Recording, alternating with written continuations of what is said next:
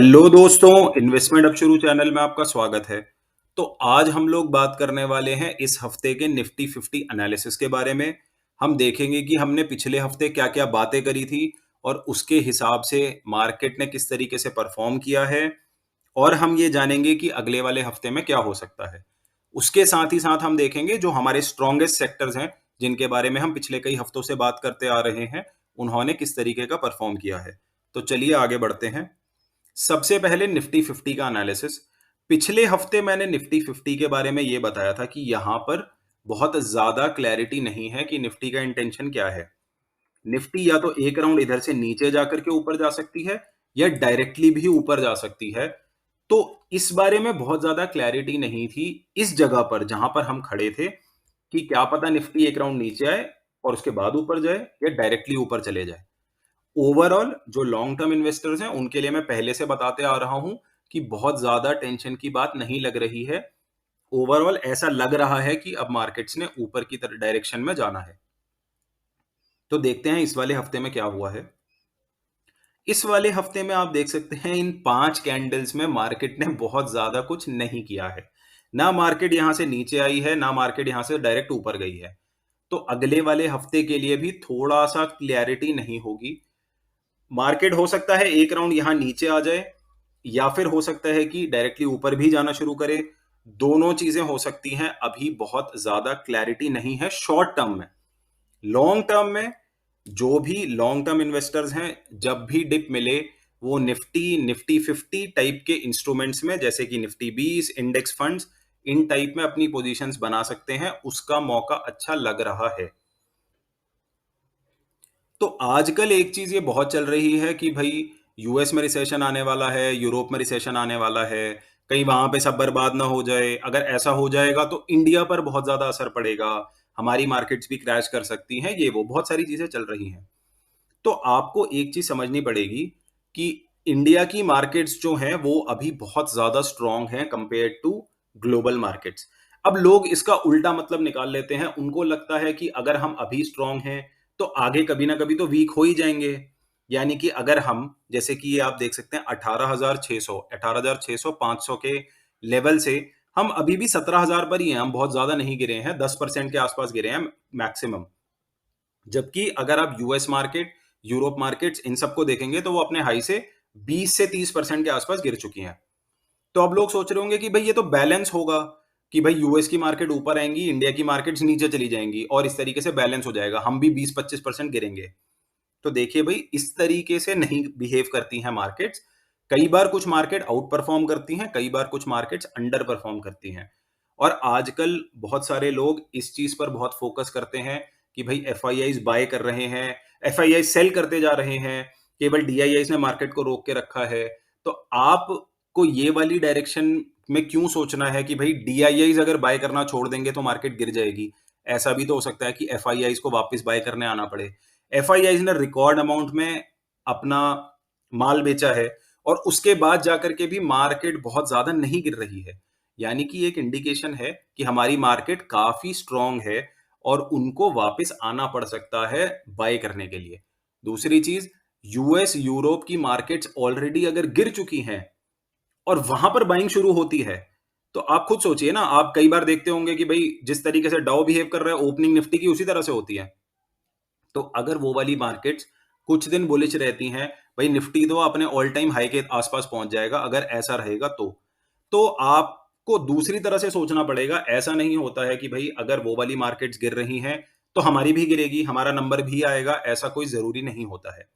देखिए, होने को कुछ भी हो सकता है, लेकिन चार्ट्स की अगर आप मानेंगे तो काफी ज्यादा स्ट्रांग लग रही है इंडिया की मार्केट्स और लॉन्ग टर्म इन्वेस्टर्स के लिए अच्छा मौका है। शॉर्ट टर्म में अगले हफ्ते के लिए बहुत ज्यादा क्लैरिटी नहीं है। तो चलिए अब हम चलते हैं अपने स्ट्रॉन्गेस्ट सेक्टर्स की तरफ। तो सबसे पहला है बैंक। बैंक के बारे में मैंने पिछली बार बात करी थी कि बैंक और निफ्टी मोस्ट लाइकली एक ही तरह से बिहेव करेंगे। अगर निफ्टी नीचे आके डबल बॉटम लगाएगा, बैंक भी हो सकता है यहां तक आए। और एक मैंने खास बात बोली थी कि यहां पर एक हेड एंड शोल्डर टाइप का पैटर्न दिख रहा है। बहुत सारे लोग उसको लेकर के टेंशन में आ जाएंगे कि भाई हेड एंड शोल्डर बन जाएगा, मार्केट अपना टॉप बना करके नीचे चली जाएगी, ऐसा हो जाएगा, वैसा हो जाएगा। देखिए, हेड एंड शोल्डर कहां पर बन रहा है उससे फर्क पड़ता है। निफ्टी बैंक ने अपना पहला और दूसरा पिवट पॉइंट बड़े अच्छे से तोड़ दिया है, तो हमें बहुत ज़्यादा टेंशन लेने की ज़रूरत नहीं है। ये अभी भी एक बहुत अच्छा स्ट्रॉन्ग सेक्टर है। इस हफ्ते निफ्टी बैंक ने कुछ ज़्यादा नहीं किया, आप देख सकते हैं पूरी तरह से रेंज बाउंड एक ही जगह पर खड़ा रहा। जैसे कि निफ्टी ने भी कुछ ज़्यादा नहीं किया है। तो अगले हफ्ते फिर से वही बहुत ज़्यादा क्लैरिटी नहीं है। हो सकता है नीचे आके ऊपर जाए या डायरेक्टली ऊपर जाए। ओवरऑल बैंक निफ्टी में आपको जब भी डिप मिलती है, आपको अपनी पोजीशन बना लेनी चाहिए क्योंकि बैंक निफ्टी काफ़ी ज़्यादा स्ट्रॉन्ग लग रहा है। तो चलिए आगे बढ़ते हैं निफ्टी ऑटो की तरफ। निफ्टी ऑटो का हम वीकली चार्ट देखते हैं। ओवरऑल मल्टी ईयर इसमें एक अच्छी परफॉर्मेंस रह सकती है और कई सालों की अंडर परफॉर्मेंस के बाद निफ्टी ऑटो ने परफॉर्म करना शुरू किया है। इस वाले हफ्ते वीकली कैंडल में कुछ बहुत ज्यादा नहीं हुआ है। हम वीकली कैंडल देखते हैं, लास्ट कैंडल फॉर्म हुई है।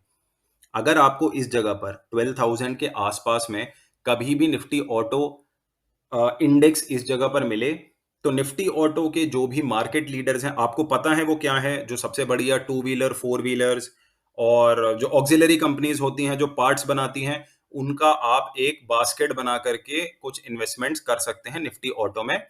अच्छी अपॉर्चुनिटी लग रही है, अच्छा सेक्टर लग रहा है। तो चलिए आगे बढ़ते हैं। निफ्टी एफएमसीजी के बारे में 2 हफ्ते पहले ही मैंने बात करी थी कि ये वीक रह सकता है क्योंकि जब मार्केट्स अच्छा परफॉर्म करती है, 2 वीक पहले तो मैंने क्लियरली बोला था मार्केट्स ऊपर जाएंगी, जिसके बाद वो गई भी। पिछले हफ्ते इतनी ज्यादा क्लैरिटी नहीं थी, लेकिन एफएमसीजी का यही लग रहा था कि भाई ये जो है अंडर परफॉर्म कर सकता है कंपेयर टू बाकी मार्केट्स, क्योंकि अगर बाकी मार्केट्स ने लीड करना है तो एफएमसीजी जनरली थोड़ा सा बैकग्राउंड में रहता है। तो यहां पर आप देख सकते हैं लास्ट 5 दिन में बेयरिश ही रहा है निफ्टी एफएमसीजी। बहुत ज्यादा अच्छी परफॉर्मेंस नहीं रही है और हो सकता है अगले 1 से 2 हफ्ते तक बहुत ज्यादा अच्छी परफॉर्मेंस ना हो। इसका मतलब ये बिल्कुल भी नहीं है कि निफ्टी एफएमसीजी एक खराब सेक्टर है। अगर आपको डिप मिलती है आप इसमें बाय कर सकते हैं। इनफैक्ट ज्यादातर सेक्टर्स अभी अच्छे ही लग रहे हैं चार्ट्स के बेसिस पर, इंक्लूडिंग निफ्टी 50। अब हम चलते हैं एक फेवरेट सेक्टर की तरफ, जिसमें मुझे पता है अभी बहुत सारे लोग फंसे हुए होंगे और उसमें एक रिलीफ रैली भी आई है इस वाले हफ्ते में। तो वो सेक्टर है निफ्टी आईटी। निफ्टी आईटी में मैंने 2-3 हफ्ते पहले बात करी थी वीकली चार्ट पर कि निफ्टी आईटी बहुत ही ज्यादा वीक सेक्टर लग रहा है अभी, क्योंकि उसने एक बहुत अच्छा रन ले लिया है जो पहली रैली रही थी हमारी 2020 से लेके 2021 के मिड तक। यहां पर एक्सपेक्टेड था, आप जाकर के पुरानी वीडियोस देख सकते हैं कि भाई एक रैली रिलीफ रैली आके या तो यहां पर कंसोलिडेशन होगा या इस तरीके की रैली आके फिर नीचे गिर के फिर कंसोलिडेशन होगा। ईदर वे कुछ भी हो इनमें से, आपको इन वाली रैलीज में शॉर्ट टर्म के लिए पोजीशन नहीं बनानी है। लॉन्ग टर्म के लिए आईटी के स्टॉक्स बहुत बढ़िया हैं, आप चाहें तो अपनी पोजीशन बना के रख सकते हैं। लेकिन शॉर्ट टर्म में ऐसा लग रहा है, और शॉर्ट टर्म का मतलब अगले 3 से 6 महीने हो सकता है। शॉर्ट टर्म का मतलब ऐसा नहीं है 2-3 हफ्ते की बात कर रहा हूं।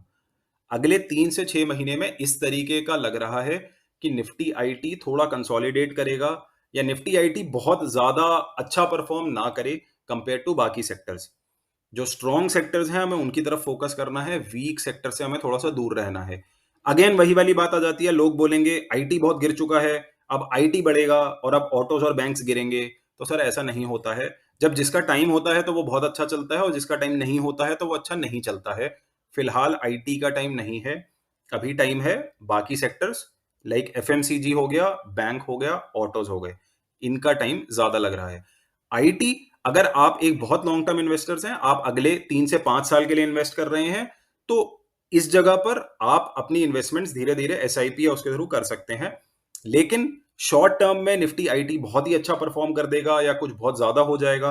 अब देखिए यहां से यहां तक भी रैली होगी तो ऐसा तो है कि निफ्टी आईटी कुछ तो रिटर्न देगा, लेकिन कोई बहुत बढ़िया रैली जो कि यहां से निफ्टी के आईटी के स्टॉक्स 2 गुने हो जाएंगे, 2.5 गुने हो जाएंगे, इस तरीके का कोई भी अभी इंडिकेशन नहीं लग रहा है चार्ट को देख करके। इसीलिए मैं अपना पर्सनल चीज बता दे रहा हूं, कोई रिकमेंडेशन नहीं है। मैं फिलहाल आईटी के स्टॉक से बहुत दूर रहने वाला हूं और आईटी में इन्वेस्ट अभी नहीं करने वाला हूं। तो चलिए आज की वीडियो में हमने बात करी निफ्टी 50, सारे के सारे स्ट्रॉन्गेस्ट सेक्टर्स और निफ्टी आईटी किस तरीके से परफॉर्म कर रहे हैं और आगे क्या हो सकता है। अगर आपको ये वीडियो पसंद आई हो तो प्लीज लाइक कीजिए, अपने दोस्तों के साथ शेयर कीजिए और सब्सक्राइब कीजिए। Thank you everyone, thanks for watching.